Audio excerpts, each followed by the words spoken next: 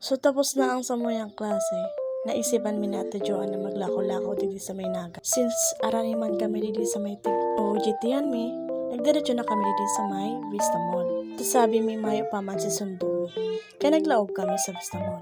Nag-window shopping man lang kami. Kimikin lang. Char. So yun na nga na yan. Nasa loob na nga ni kami.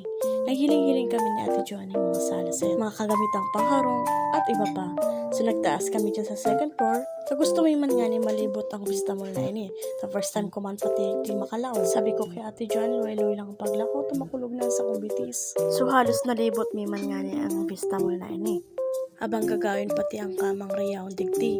Pagkatapos nagdiman kami sa international food stop. Riyaon pala na hindi ang mga paborito kong kanon.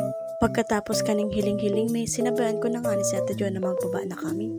Nasusubog naman nga ni kami, tamayo man nga ni kami binakal. Kang nakababa na kami, pagluwas mi ni Ate Joan, mayong gayong nag-uran.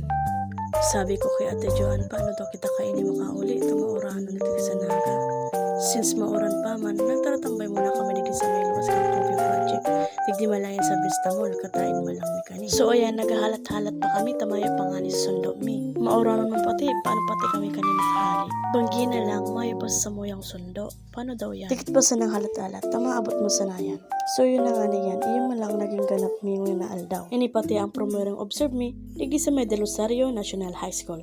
Yan man lang, bye, char!